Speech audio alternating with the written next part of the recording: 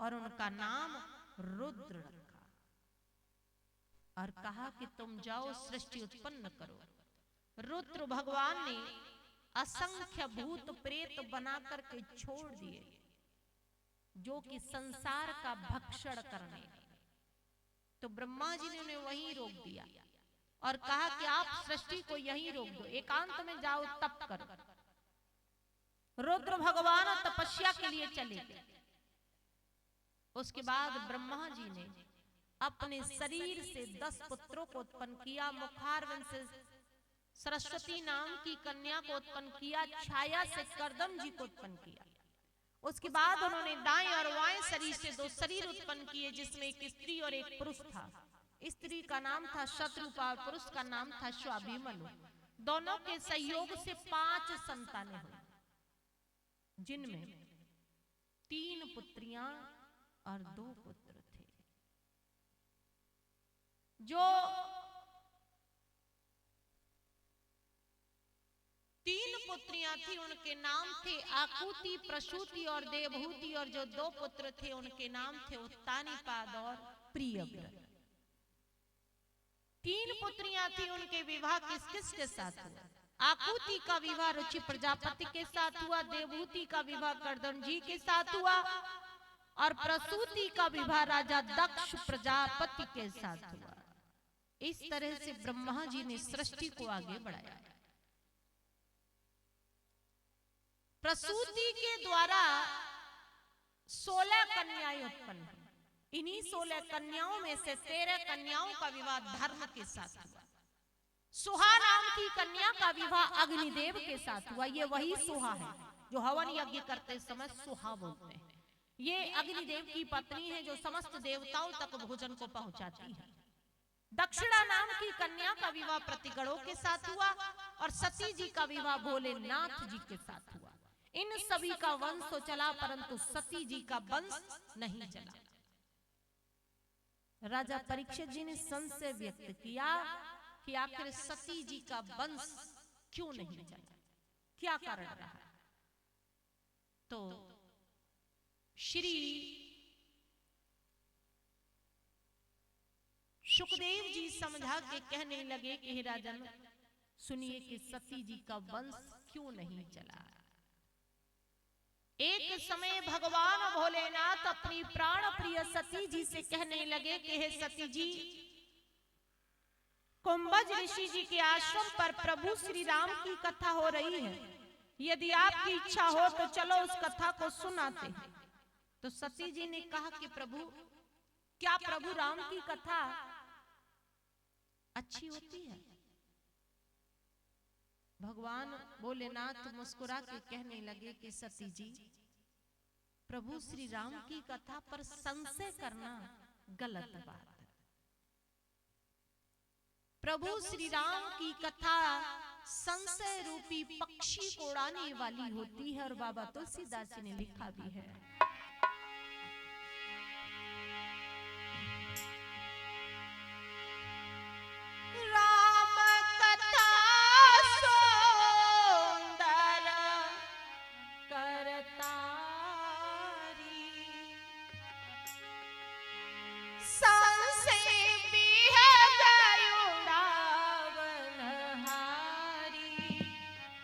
जय जय राम जय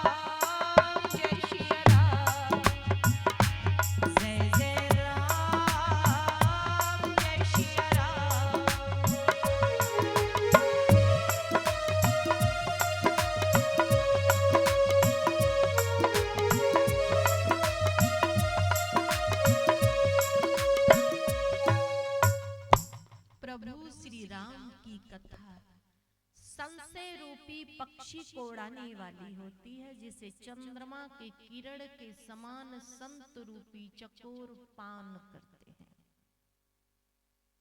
लेकिन कभी कभी भक्तों को प्रभु की कथा सुनकर भी संशय हो जाता है कि ऐसे कैसे हो गया। प्रभु की कथाओं पर हम और आप संशय कैसे कर सकते हैं। आश्चर्य भरी कथाएं हैं प्रभु की।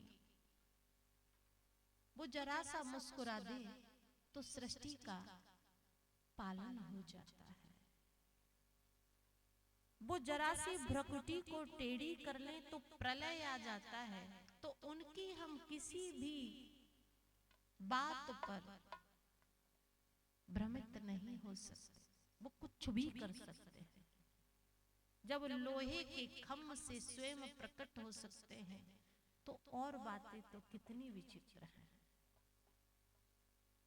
उनकी बनाई हुई प्रत्येक इस संसार में, चाहे वो प्रकृति को देख लीजिए या मनुष्य को देख लीजिए, कि वो कितना बड़ा प्रभु कलाकार है कि हम और आपके चेहरे भी उसने एक घर में कितने होते हैं, उनके एक जैसे नहीं है। और इस संसार में कितने चेहरे ऐसे हैं, आप ही बताइए कि नक्शा कितना अच्छा होगा। कितने बड़ा कलाकार है भगवान कि उसने एक जैसे चेहरे कभी नहीं बनाए।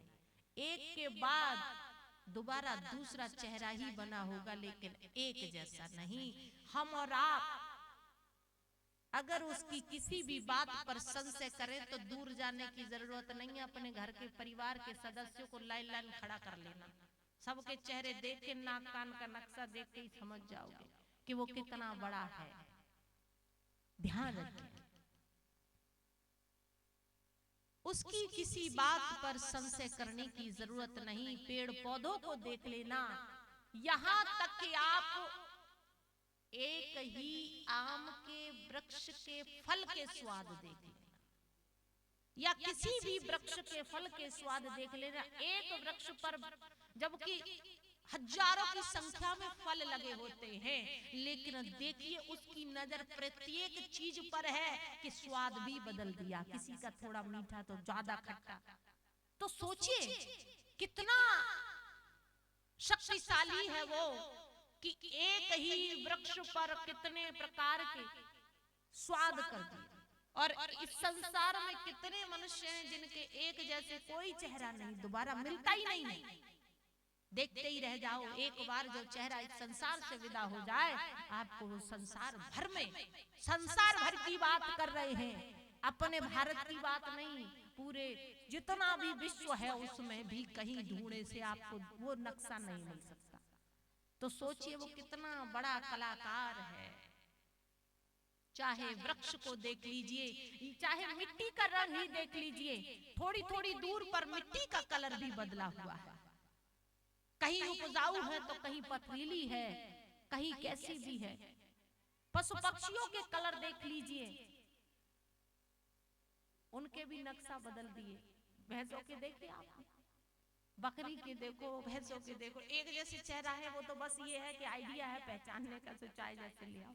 बाकी आप गौर करिए कि उसकी किसी बात पर संशय जब भी मन करे, उसकी बात पर, परमात्मा पर आपको जब जब संशय आए तो कहीं दूर जाने की जरूरत नहीं है। घर में ही घूम फिर के देख लो, इतनी चीजें आपको नजर आ जाएंगी, संशय अपने आप दूर हो जाएगा। हम और आप एक बार कोई मकान बनाए तो दूसरा उसकी तरह से नहीं बना सकते तत्काल, कहीं ना कहीं मिस्टेक हो ही जाएगी। कहीं ना कहीं कोई कितना ही बड़ा हो तो भी हो जाएगी। सब्जी एक जैसी नहीं बनेगी, फिर भी गड़बड़ हो ही जाए।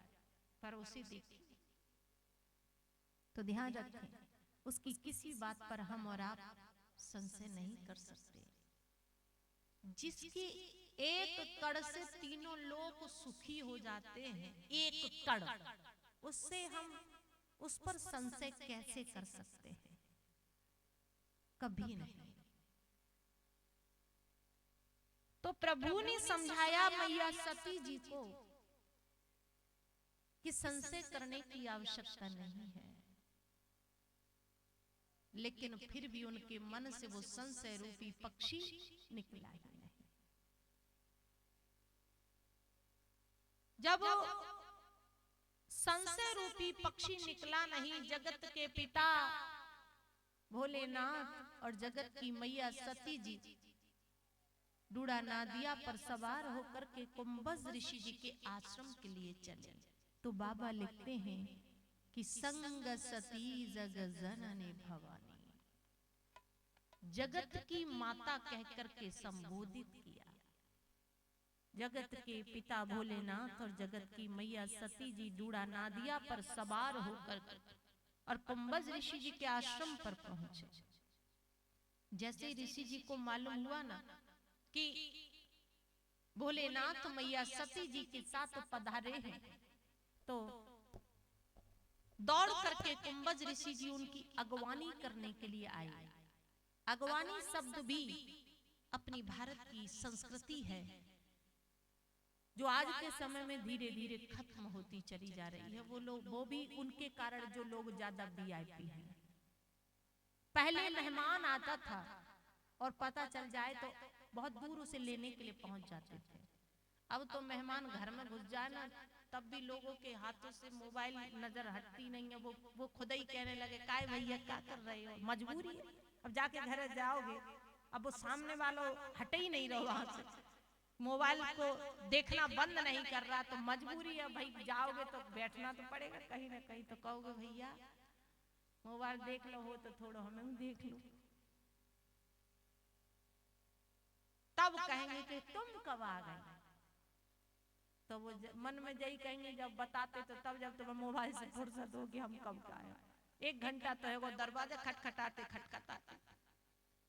तो ये पहले का जो नियम था, मेहमान का पता चल जाए तो दौड़ करके उसके हाथ में जो भी सामान होता था उसे पकड़ने की प्रथा और घर में लाने की प्रथा, और बड़े सुंदर ढंग से बैठालते थे। लेकिन आजकल तो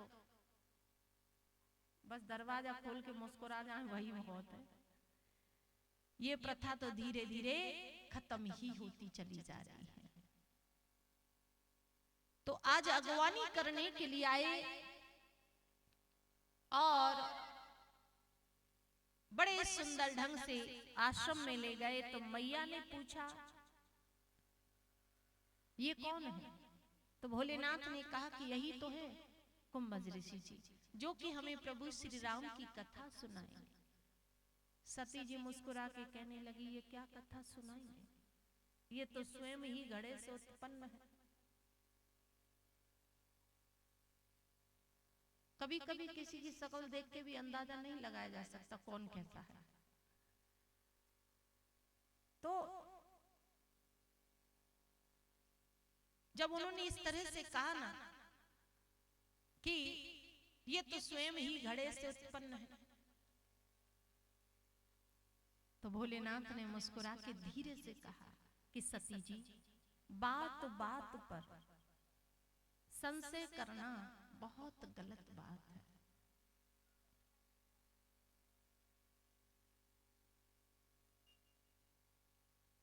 मौन हो गई। जब मौन हो गई, आसन लगा करके भोलेनाथ जमीन पर बैठ गए। तो कुंभज ऋषि जी ने उनसे ऊंचे आसन पर बैठने के लिए कहा। भोलेनाथ ने कहा नहीं, आज हम यहाँ एक श्रोता के नियम के अनुसार कथा को सुनने के लिए आए हैं, तो आप हमसे ऊंचे आसन पर बैठने के लिए मत कहिए। तो कुंभज ऋषि जी मौन हो गए और ऋषि जी ने कथा कहना प्रारंभ की। भोलेनाथ ने एकाग्रचित होकर के उस कथा को श्रवण किया। जब एकाग्रचित होकर के कथा को श्रवण किया, लेकिन उस कथा पर मैया सती जी ने कोई ध्यान नहीं दिया। कथा पर विराम लगा तो भोलेनाथ ने कहा कि आज हमने एक श्रोता के नियम के अनुसार ही कथा को श्रवण किया है, तो हम ये चाहते हैं कि अब आप हमसे दक्षिणा में कुछ मांग लीजिए। कुंभज ऋषि जी मन में विचार करने लगे, बहुत अच्छा मौका है कुछ मांगने का। तो उन्होंने कहा कि यदि आप हमें देना ही चाहते हो तो आप हमें राम भक्ति दे दीजिए। तब भोलेनाथ ने राम भक्ति के बारे में बताया और फिर विदाई मांग करके चले। तो बाबा लिखते हैं,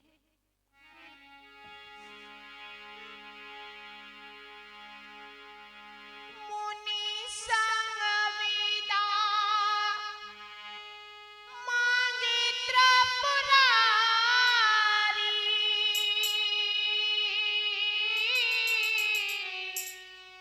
चले भुवन संग दक्ष कुमारी। सिया राम जय जय राम राम, सिया राम जय जय राम।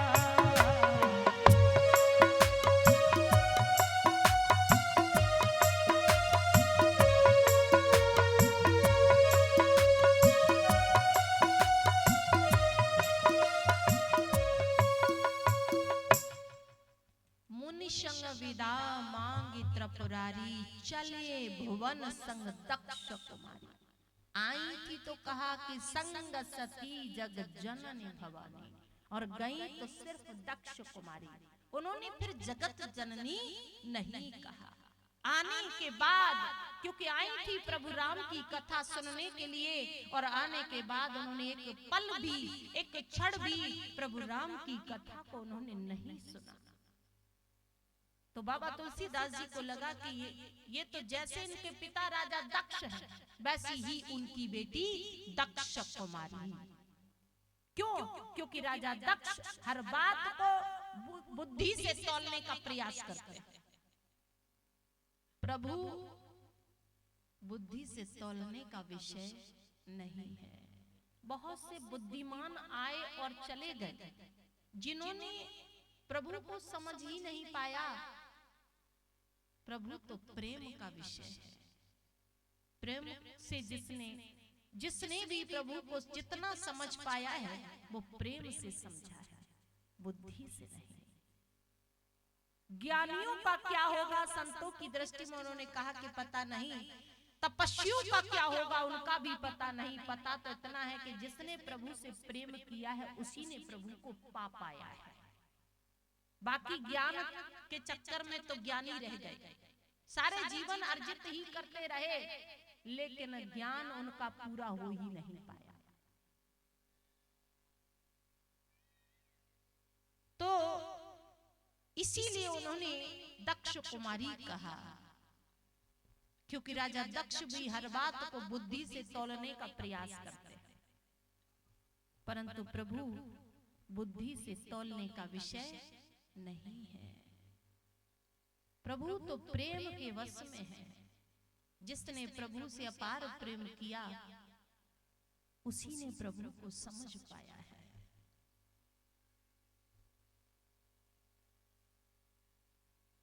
श्री सुखदेव जी समझा के कहने लगे कि हे राजन, भोलेनाथ और मैया सती जी चले जा रहे हैं। इधर मां जानकी जी का हरण हो चुका है। प्रभु श्री राम और लक्ष्मण साधारण मनुष्यों की बात मां जानकी जी की खोज में चले जा रहे हैं, और उधर से भोलेनाथ चले आ रहे हैं। तो जैसे ही बराबर से होकर के गुजरे, और भगवान भोलेनाथ जी की नजर अपने इष्ट देव श्री राम पर पड़ी। जय हो सच्चिदानंद कहकर के प्रणाम किया। तो मैया सती जी ने प्रणाम करते हुए देख लिया। तो उन्होंने कहा कि प्रभु ये आप क्या कर रहे हो? इन तुच्छ से बन बन भटकते हुए राजकुमारों को आप प्रणाम कर रहे हो? आपको जरा भी लज्जा नहीं आ रही, जगत के पिता होते हुए भी? तो भोलेनाथ ने हंस करके कहा कि सती जी पहचाना नहीं आपने ने? यही तो है इष्ट देव श्री राम। कड़ कड़ में, रोम रोम में बसने वाले यही श्री राम हैं। सती जी कहने लगी हमें विश्वास नहीं होता। अब यहाँ एक बड़ी विचित्र बात यह है कि जब भी भगवान भोलेनाथ अपने नेत्र बंद करते हैं तो ध्यान किसका करते हैं? प्रभु राम का। और भगवान भोलेनाथ जब नेत्र बंद करते हैं तो वो राम का ध्यान करते हैं, और राम जी जब नेत्र बंद करते हैं तो भोलेनाथ जी का ध्यान करते हैं। उनमें कोई छोटा बड़ा नहीं है। ये बात तो हम और आप समझते हैं। राम कृष्ण दो एक है, अंतर नहीं निमेश। बस हमारे और आपके मानने की बात है कि हमें जिस रूप में वो करता अच्छा लगे, हमारे लिए वही ठीक है। पर उनमें कोई छोटा बड़ा नहीं है।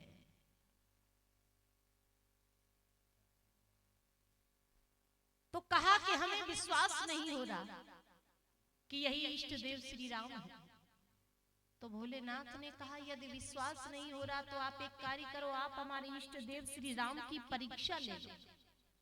ये बात सिर्फ उनके मन को समझाने के लिए कही, कोई वास्तविक परीक्षा लेने के लिए नहीं कहा। सती जी तो सत्य समझ बैठी और चल पड़ी। भोलेनाथ ने कहा कि ध्यान रखना हम यही बट वृक्ष के नीचे विराजमान हैं, लेकिन ध्यान रखना कि आप जिनकी परीक्षा लेने के लिए जा रही हो वो कोई साधारण नहीं है, वो हमारे इष्ट देव श्री राम हैं। सती जी तो फिर भी नहीं समझ पाई और निकल पड़े। तो उनके मन में विचार आया कि परीक्षा ले तो ले कैसे, कौन सा रूप धारण करके परीक्षा ले। तो विचार करने लगे कि ये सीता जी के वियोग में वन वन भटक रहे हैं, तो क्यों ना हम सीता का रूप धारण करके परीक्षा ले। और सती जी ने सीता जी का रूप बना लिया और उस मार्ग पर निकल पड़ी जिस मार्ग से होकर के प्रभु श्री राम और लक्ष्मण जा रहे थे।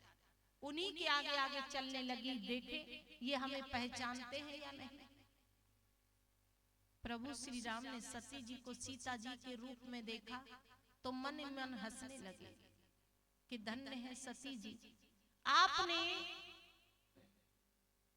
सीता जी का रूप तो धारण कर लिया, लेकिन आप गुणों को धारण नहीं कर पाए।